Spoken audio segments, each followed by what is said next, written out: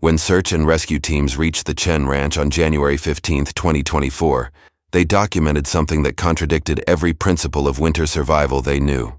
According to the official rescue report filed with Natrona County Emergency Services, the main barn had collapsed under an estimated 40 tons of wind-driven snow. The backup generator housing was completely buried. Every conventional ranch structure designed for extreme weather had failed catastrophically. Yet 3 family members were found alive after 18 hours of exposure to temperatures that dropped to 73 degrees below zero, with sustained winds exceeding 80 miles per hour.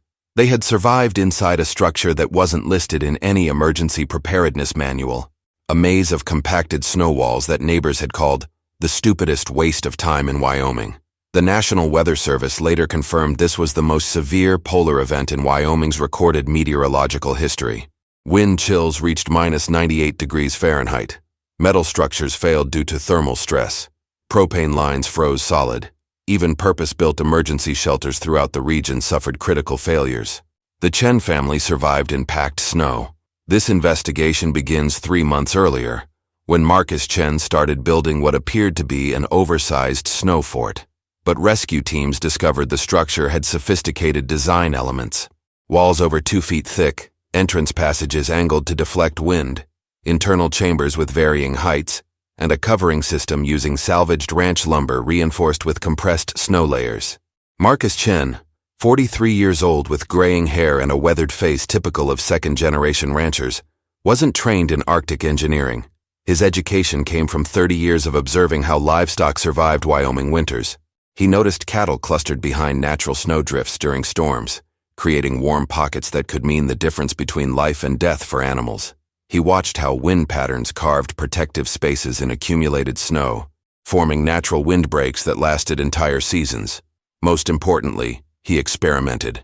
Starting in October, Marcus built small test shelters around his property, measuring temperature differences with a simple thermometer. A 3-foot snow wall blocked enough wind to create a 15-degree temperature differential. A curved entrance prevented direct wind penetration while retaining interior warmth. His 16-year-old son Tommy, a dark-haired teenager who later told investigators that his father approached the project like any ranch problem: observe, test, refine, repeat. Nothing mystical or theoretical, just practical problem-solving applied to winter survival. The construction grew throughout November and December. Marcus used techniques adapted from livestock shelter design, creating thick barriers oriented to block prevailing winter winds. He reinforced the structure with materials readily available on any working ranch: old fence posts for internal support, discarded plywood sheets for overhead coverage, and layered snow compacted using farm equipment. Elena Rodriguez, the dark-haired local veterinarian whose property bordered the Chen Ranch, watched the construction progress daily. According to her statement to county investigators, the structure appeared crude, but methodical. Marcus worked with the focused intensity of someone solving a specific engineering challenge, not building a recreational snow sculpture. The project drew criticism from neighbors who viewed it as eccentric behavior during busy winter preparation season. But Marcus Chen understood something his critics didn't. Conventional ranch buildings were designed for typical Wyoming winters, not for weather events that occurred once every 50 years. His unconventional shelter was specifically engineered for survival during conditions that would destroy everything else on his property. The first National Weather Service advisory reached central Wyoming ranchers on January 8, 2024. Meteorologist James Winter, stationed at the Cheyenne Weather Forecast Office, had been tracking an unprecedented Arctic air mass for 72 hours. Satellite data showed a massive dome of polar air moving south from the Canadian Arctic, carrying temperatures and wind speeds that threatened to break every winter weather record in Wyoming's meteorological database. Winter's initial forecast called for sustained winds of 60 to 70 miles per hour, with gusts potentially exceeding 90 miles per hour. Temperature projections showed a rapid drop to 40 below zero, with wind chills approaching 100 degrees below zero. The computer models painted a scenario that Winter had never seen in 23 years of forecasting Wyoming weather. Emergency bulletins went out immediately to ranching communities across Natrona County. The message was direct: prepare for potentially lethal conditions that would exceed the survival limits of standard ranch infrastructure. Secure livestock in reinforced shelters, ensure multiple backup heating systems, and stockpile fuel reserves for extended power outages. Marcus Chen received the advisory while rebuilding a section of his snow maze that had partially collapsed during a minor storm 2 days earlier. Instead of focusing on conventional preparations like his neighbors, he intensified work on his unconventional shelter. Using his tractor, Marcus compacted additional snow layers and reinforced wall sections that showed signs of settling. Elena Rodriguez, responding to the weather advisory by securing her veterinary clinic and checking on vulnerable ranch animals, noticed Marcus working obsessively on his structure. According to her later testimony, he seemed driven by urgency that didn't match his usual methodical pace. She assumed he was rushing to complete his project before the storm made outdoor work impossible. Sarah Chen, Marcus's brown-haired wife, spent those final days preparing their house according to standard emergency protocols. She checked their backup generator, verified propane supplies for their emergency heaters, and organized food and water reserves. When she asked Marcus about additional house preparations, he assured her they were covered, but continued working on what she still considered an elaborate snow sculpture. The weather deteriorated ahead of schedule. By January 10th, temperatures had already dropped 20 degrees below normal seasonal averages. Wind speeds increased steadily, and the barometric pressure readings indicated the massive storm system was accelerating faster than initial projections suggested. Marcus Chen made his final structural modifications on January 12th, 48 hours before the storm's predicted arrival. Working with salvaged lumber from an old hayshed, he created overhead reinforcement for key sections of the maze. He installed battery-powered LED lighting along the main passages and positioned emergency supplies in strategic locations throughout the interior chambers. His neighbors, focused on protecting conventional ranch buildings and livestock shelters, paid little attention to Marcus's final preparations. They assumed his project was simply a man trying to complete an unusual hobby before severe weather forced him indoors. Dr. James Winter later testified that the storm system exceeded every parameter in his original forecast. The Arctic air mass moved faster, carried lower temperatures, and generated more sustained wind than any weather model had predicted. What arrived in central Wyoming was a weather event that occurred perhaps once in a century, bringing conditions that would test the absolute limits of human survival in rural America. The storm arrived 18 hours ahead of schedule, hitting central Wyoming at 2:30 a.m. on January 14th. According to automated weather stations throughout Natrona County, wind speeds jumped from 15 miles per hour to 47 miles per hour in less than 20 minutes. The temperature dropped 16 degrees in the first hour, with barometric pressure falling at rates that triggered emergency alerts across the region's weather monitoring network. Marcus Chen was awake when the first major wind gusts struck his ranch. The sound was unlike typical Wyoming winter storms, a continuous roar that seemed to come from every direction simultaneously. By 4 a.m., his weather radio was broadcasting updated warnings every 15 minutes as meteorologists realized their forecasts had drastically underestimated the storm's intensity. The Chen family's first system failure occurred at 6:15 a.m. when their main heating unit shut down automatically. The intake vents, designed to handle normal snow accumulation, became completely blocked by horizontal snow driven at hurricane-force speeds. Marcus attempted 2 manual restarts before recognizing that the system couldn't function under these extreme conditions. Their backup generator continued operating until 9:43 a.m. when the fuel line froze despite being rated for Arctic conditions.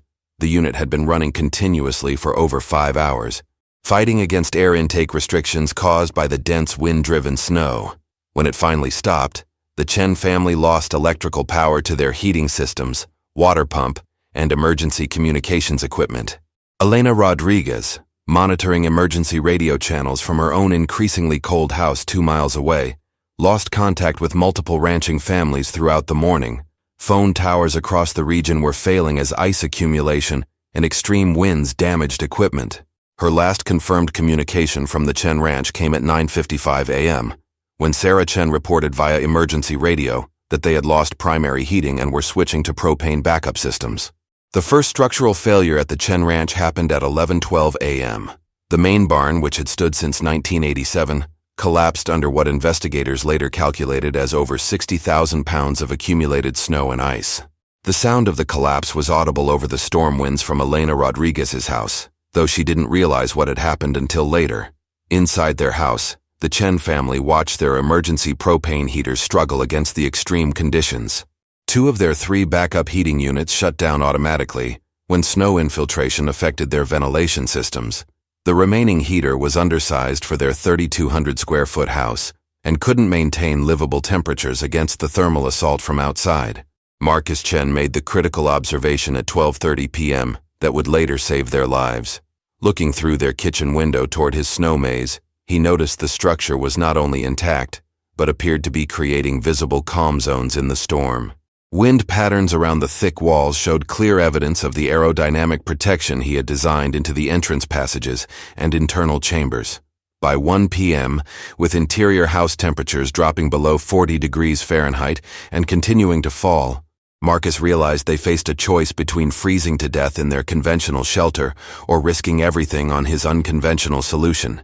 The decision that seemed insane under normal circumstances was becoming their only viable option for survival. At 1:47 p.m. on January 14th, Marcus Chen made the decision that emergency responders would later call either brilliant or insane, depending on their perspective. With his house's interior temperature dropping to 32 degrees Fahrenheit and their last functioning heater unable to maintain livable conditions, he announced to his family that they needed to abandon their conventional shelter and move to his snow maze. Sarah Chen's immediate response, according to her later statement to investigators, was horror. The idea of leaving their insulated house for a structure made of packed snow during the worst storm in Wyoming's history seemed like suicide. But Marcus explained quickly that the maze wasn't just snow. It was an engineered shelter specifically designed for exactly these conditions, based on observations of how livestock survived severe weather by clustering behind natural snow barriers. The transfer occurred at 2:15 p.m. Marcus had previously installed a guide rope between their back door and the maze entrance, anticipating that visibility might be compromised during extreme weather. The distance was 52 yards, but traversing it required crawling on hands and knees due to wind speeds that made standing upright impossible. Tommy Chen later described the experience to rescue workers as the most terrifying few minutes of his life. The horizontal snow felt like being sandblasted, while the wind created a sound he compared to standing inside a jet engine. But following the guide rope worked exactly as his father had planned, delivering them to the maze entrance despite zero visibility conditions. The immediate difference inside the maze was measurable. While exterior conditions continued at wind speeds exceeding 80 miles per hour, with temperatures at 71 degrees below zero, the interior of the main chamber registered -12 degrees Fahrenheit, with virtually no wind penetration. The thick walls and angled entrance had created a microenvironment that was 59 degrees warmer than the outside storm. Marcus Chen's design proved its effectiveness through simple physics. The compacted snow walls, over 24 inches thick, blocked horizontal wind completely. The L-shaped entrance prevented direct wind penetration, while the low ceiling height, just under 6 feet, minimized the volume of air that needed to be warmed by body heat. Interior chambers connected by narrow passages allowed the family to move between spaces while maintaining thermal efficiency. Elena Rodriguez, monitoring emergency frequencies, received a brief transmission from the Chen family's emergency radio at 2:38 p.m. The message was crackling with static, but she clearly heard Marcus Chen reporting that they had successfully reached what he called an alternative emergency shelter. She assumed he meant a storm cellar or basement facility she was unaware of. The Chen family settled into the central chamber of the maze, surrounded by walls that had been ridiculed by neighbors for months, but were now providing protection that their conventional house could not. They used emergency blankets stored in the maze and relied on shared body heat in the confined space to maintain survivable temperatures. Outside, the storm continued its assault on every conventional structure in central Wyoming. Barns built to modern standards collapsed under snow loads that exceeded engineering specifications. Emergency shelters designed for extreme weather failed when wind speeds surpassed their rated limits. The only structure on the Chen ranch that remained intact was the one everyone had considered completely impractical for anything other than Marcus's strange obsession with snow construction techniques. The Chen family's 18-hour ordeal inside the snow maze provided investigators with detailed data about survival in extreme polar conditions. According to medical evaluations conducted immediately after rescue, all 3 family members maintained core body temperatures within safe ranges, despite exterior conditions that should have caused hypothermia within 30 minutes of exposure. Tommy Chen's account, given to emergency responders while receiving treatment for mild frostbite on his fingers, described how the maze's internal environment evolved throughout the night. During the first 2 hours, shared body heat and respiration began warming the central chamber. By 6 p.m., the interior temperature had stabilized at -8 degrees Fahrenheit, while exterior readings showed -74 degrees, with sustained winds still exceeding 70 miles per hour. Marcus Chen had positioned emergency supplies throughout the maze during construction, anticipating exactly this scenario. Battery-powered LED lights provided illumination without generating dangerous carbon monoxide. Emergency blankets designed for alpine rescue reflected body heat back toward the occupants. Most critically, he had created multiple chambers connected by narrow passages, allowing the family to move to warmer sections as needed, while preventing heat loss through a single large space. Sarah Chen told investigators that the most surprising aspect was the absence of wind inside the structure. While hurricane-force winds continued demolishing buildings throughout central Wyoming, the maze interior remained completely calm. The thick walls and strategically angled entrance created what she described as absolute stillness, a stark contrast to the violence occurring just feet away on the other side of the snow barriers. Emergency radio transcripts show that Marcus Chen maintained communication with regional emergency services until 11:40 p.m., when battery power became critically low. His final transmission, recorded by the Natrona County Emergency Communications Center, reported stable conditions inside the shelter, with all occupants in good health. He specifically noted that interior temperatures were holding steady, and ventilation was adequate. The maze's ventilation system, though improvised, proved effective throughout the night. Marcus had created small openings near the ceiling of each chamber, positioned to prevent snow infiltration while allowing air circulation. These openings, no larger than a fist, provided sufficient oxygen exchange for 3 people while maintaining thermal efficiency. Dr. Patricia Williams, the emergency room physician who treated the Chen family, later testified that their condition upon rescue was remarkable, given the severity of their exposure.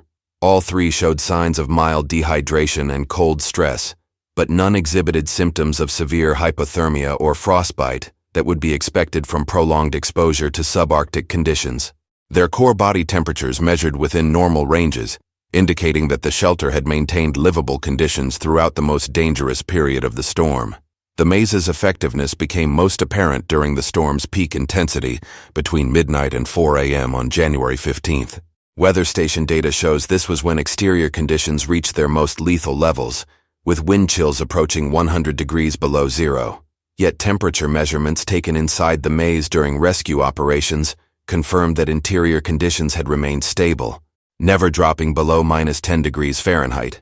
By dawn on January 15th, the storm had moved east toward Nebraska, leaving behind a transformed landscape of collapsed buildings and buried infrastructure.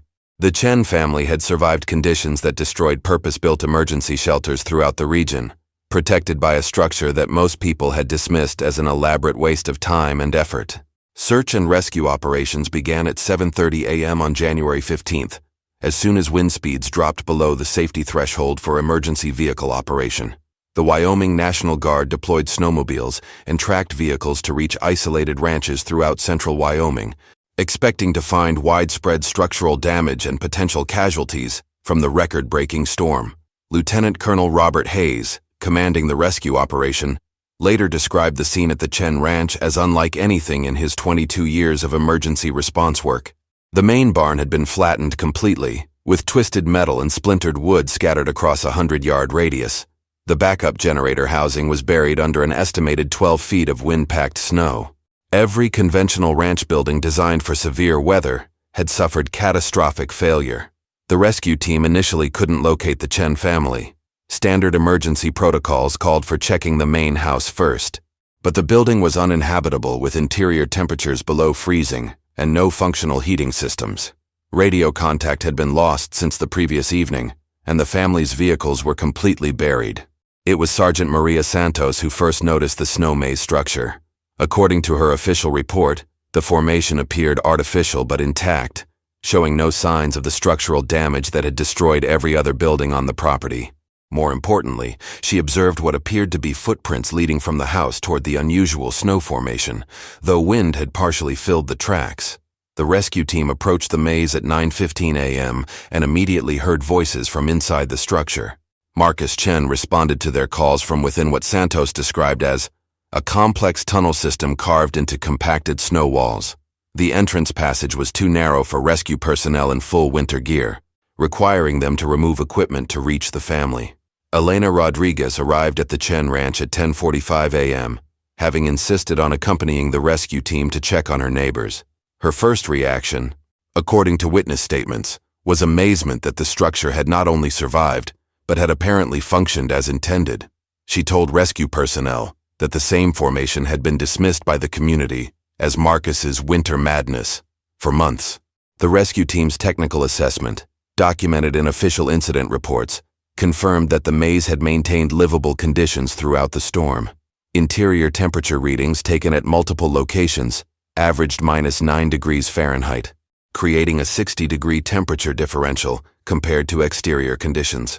The structure showed no signs of internal collapse or wind damage, despite facing sustained winds that had destroyed engineered buildings throughout the region. Dr. James Winter, the meteorologist who had issued the original storm warnings, arrived at the scene by mid-afternoon to gather data for post-storm analysis. His preliminary assessment, later included in the National Weather Service's official storm report, noted that conventional emergency shelters within a 50-mile radius had suffered failure rates exceeding 70%. The Chen family's improvised shelter had not only survived, but had maintained thermal conditions superior to many purpose-built emergency facilities. Word of the rescue spread rapidly through the rural community via emergency radio networks. Ranchers who had spent months ridiculing Marcus Chen's project began arriving at the ranch to see the structure for themselves. According to multiple witness accounts, the contrast between the maze's intact condition and the widespread destruction of conventional buildings throughout the region challenged every assumption about winter survival architecture. By evening on January 15th, the Chen Ranch had become an informal gathering point for neighbors and emergency personnel, trying to understand how an amateur-built snow shelter had outperformed engineered structures designed specifically for extreme Wyoming winters. The structure that had been called the stupidest construction project in Natrona County was now being studied as potentially the smartest survival decision anyone in central Wyoming had made during the deadliest storm in the region's recorded history. The scientific analysis that followed the Chen family rescue fundamentally changed how emergency preparedness experts viewed unconventional survival shelters. Dr. Michael Patterson, a thermal engineering professor from the University of Wyoming, arrived at the Chen Ranch 3 days after the storm to conduct detailed measurements and structural analysis of the snow maze that had saved 3 lives. Patterson's initial findings, published in the Journal of Emergency Management 6 months later, documented that the maze had achieved thermal performance comparable to purpose-built Arctic shelters costing tens of thousands of dollars.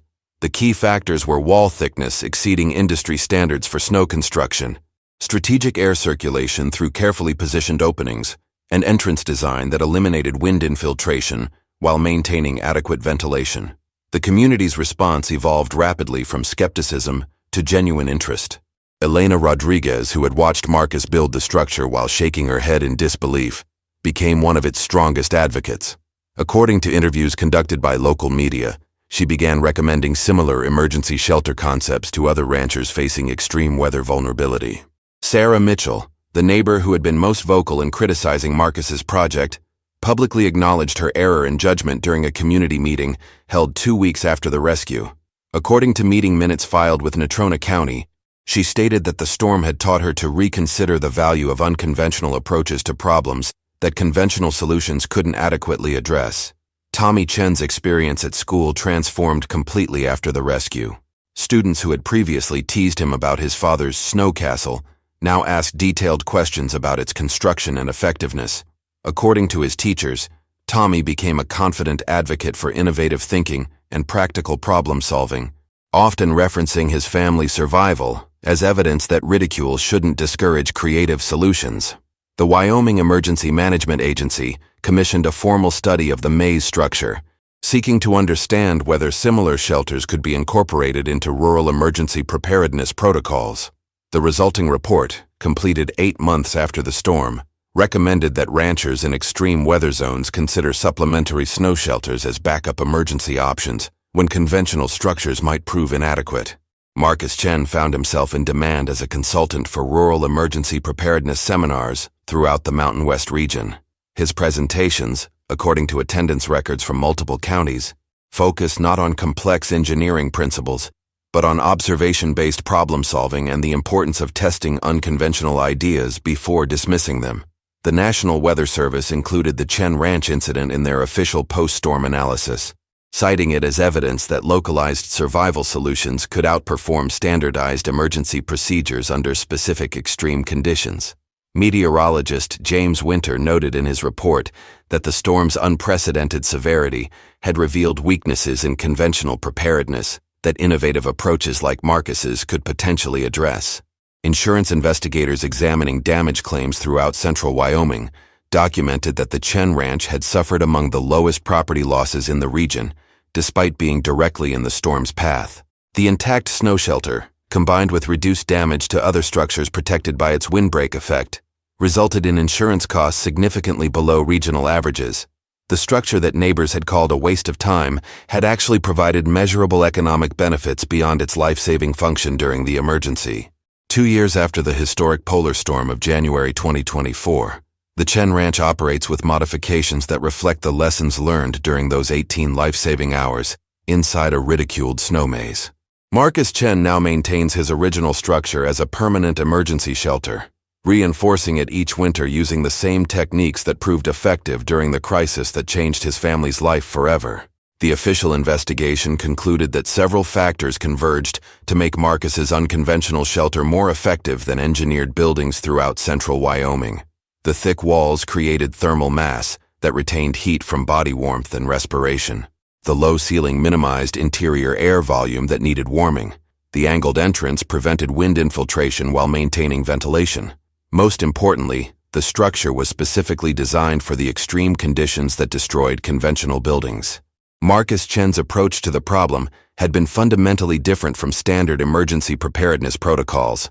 While others focused on protecting existing structures, he had created a new structure designed specifically for survival during weather events that conventional buildings couldn't handle. His background observation of livestock behavior during extreme weather provided practical insights that formal engineering training might have overlooked. The Wyoming Emergency Management Agency now includes snow shelter construction in their rural emergency preparedness training programs.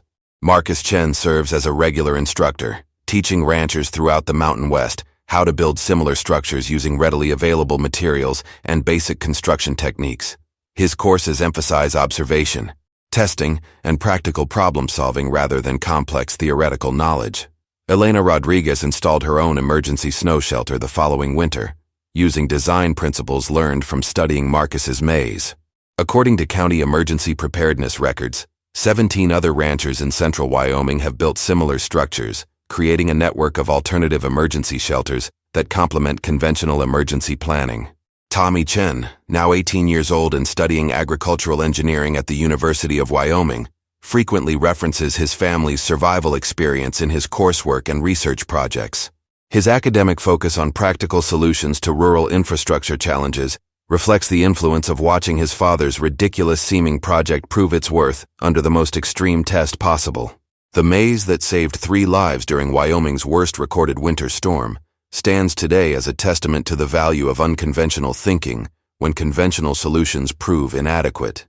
What began as a project, ridiculed by neighbors as Marcus Chen's winter madness, became a documented case study in effective emergency shelter design and a model for rural disaster preparedness throughout the American West. The answer to how a stupid snow maze became the only warm place on a ranch during 70 below winds lies not in engineering complexity, but in practical observation, methodical testing, and the willingness to build something that others couldn't understand. When conventional structures failed catastrophically, an unconventional solution provided exactly what the Chen family needed to survive conditions that should have killed them within minutes of exposure.